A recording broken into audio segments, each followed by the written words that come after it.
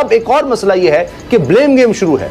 वही जो हम प्रोग्राम में बात करते रहे, खदशात का इज़हार करते रहे कि सदारत इस वक्त भारत के पास है यूनाइटेड नेशन सिक्योरिटी काउंसिल की, वहां पर पाकिस्तान को इन्वाइट नहीं किया जाता। बाबर डोगर साहब, ये अब पाकिस्तान के लिए क्यों मुश्किलात हो रही हैं? ये जो सिक्योरिटी काउंसिल की मीटिंग है, इसका सुन लें। जी। मुझे एक बात बताएं कि सिक्योरिटी काउंसिल में इंडिया और अफगानिस्तान इन दोनों ने मिलकर सारा मलबा पाकिस्तान पे डाल दिया। पूरी दुनिया ने टिश्यू पेपर की तरह इस्तेमाल किया और फिर आज वहीं पे खड़े हैं जहाँ पे सोवियत यूनियन के इनखला के वक्त खड़े थे।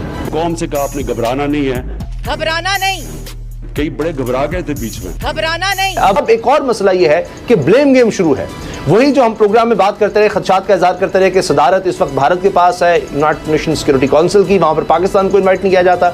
बाबर डोगर साहब, ये अब पाकिस्तान के लिए क्यों मुश्किलात हो रही हैं कि पाकिस्तान पता नहीं क्या करते? शाहरुख कुरैशी साहब ने कहा है हम अमन के लिए, बातचीत के लिए मुआविन जरूर थे, जामिन नहीं थे। पाकिस्तान गारंटी किस तरह कर सकता है जहां नेटो ममालिक 2 दर्जन से ज्यादा ममालिक, अमरीका उसमें शामिल है, दीगर ममालिक है, रूस भी है, फिर चीन भी है, ईरान भी है, हमसायों में तो ये भी है, नेटो के अलावा बात हो रही है।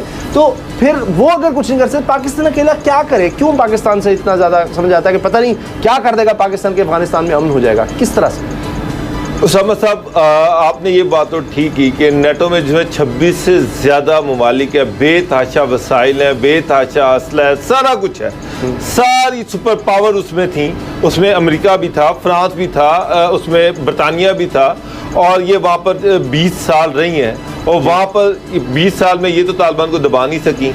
और अब जब ये अमेरिका वहाँ से निकल रहा है और सारा मलबा पाकिस्तान पे डाल रहा है, अब ये जो सिक्योरिटी काउंसिल की मीटिंग है, इसका सुन लें। जी। मुझे एक बात बताएं कि सिक्योरिटी काउंसिल में इंडिया और अफगानिस्तान इन दोनों ने मिलकर सारा मलबा पाकिस्तान पे डाल दिया। अब पाकिस्तान बार बार दरख्वास्त कर रहा है कि जनाब सिक्योरिटी काउंसिल की मीटिंग कर रहे हैं तो हमें भी, हमारा भी तो मौक़िफ़ सामने आना चाहिए ना, हमें भी तो सुने, हमारी भी तो चीज़ें सुने। मसला ये है कि पाकिस्तान तो भरपूर तावन करता रहा, पाकिस्तान का जितना बस चलता था उसने तालिबान के साथ मुलाकातें भी करवाई, मीटिंग भी करवाई, अब उसमें कोई मसला हल नहीं निकला, तो इसमें पाकिस्तान का क्या कसूर है? अमेरिका वहाँ से निकल रहा है, अमेरिका ना निकले, वहाँ पर बैठ जाए। वहाँ पर अमेरिका का असल तो चीज़ ये थी कि जब नेटो फोर्सेस वहाँ पर थी, 1 लाख से ज़्यादा वहाँ पर फौज थी, इनको चाहिए था कि वहाँ पर अमन कायम होने तक बैठते, और इनको चाहिए था कि वहाँ पर एक ऐसा हल ढूंढ के जाते जो तमाम स्टेक होल्डर जो हैं उनको एक्सेप्टेबल होता।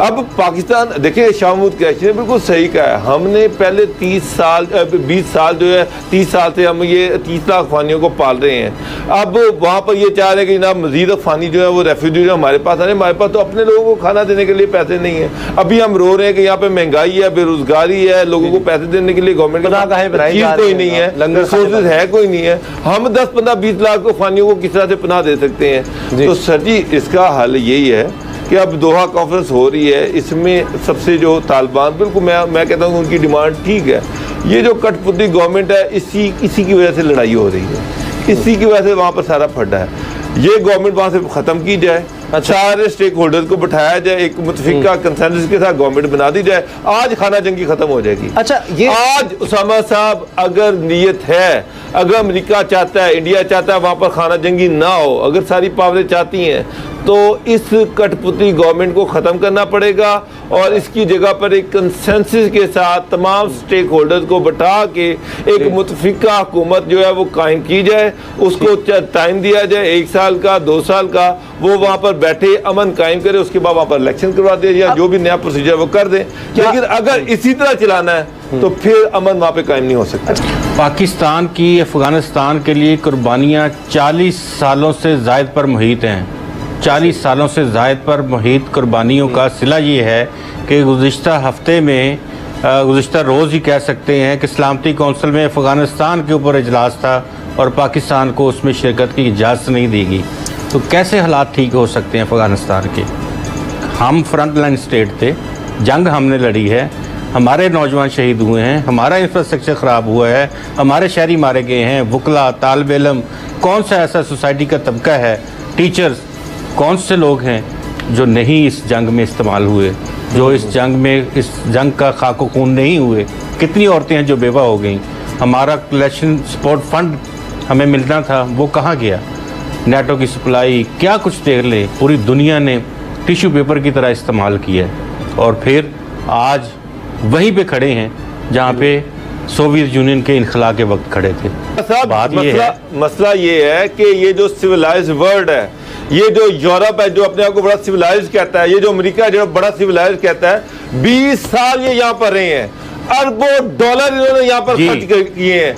मुझे एक बात बताएं, और जाने से सारी पहले तबाही फैला के ये यहाँ से निकल रहे हैं, इन्होंने दिया क्या अफगानिस्तान को? पहला सवाल तो ये है कि ये पाकिस्तान इन्होंने अफगानिस्तान को बॉम्ब दिए हैं, अफगानिस्तान को बॉम्ब दिए हैं, अफगानिस्तान को आंसू दिए हैं, खून दिया है, लोथड़े दिए हैं, अफगानिस्तान के स्कूल बंद किए हैं, कॉलेज बंद किए हैं, अस्पताल खत्म हो गए, गुलाम मुर्तज़ा साहब, इंफ्रास्ट्रक्चर खत्म हो गया। हल क्या है? 3.5 लाख फौज है कहना तो अफगानिस्तान की, 3.5 आपने पाकिस्तान की कुर्बानी 3.5 लाख फौज है, 9 अरब रुपए उनका 9 अरब रुपए उनका बजट है, 3.5 लाख से ज्यादा की फौज है, लेकिन उस फौज की उस तरह से तरबियत ही नहीं हो सकी, क्योंकि वो कंप्यूटर के ऊपर गेमें खेल के वो फौजी बनना चाहते थे, वो ना हो सका। हाल ये है कि पूरी दुनिया को शर्म के आखिरी हद जो है उस तक जाते हुए इस मामले को, पाकिस्तान को फ्रंट लाइन पे जिस तरह से बम खाने के लिए पाकिस्तान था, जिस तरह तमाम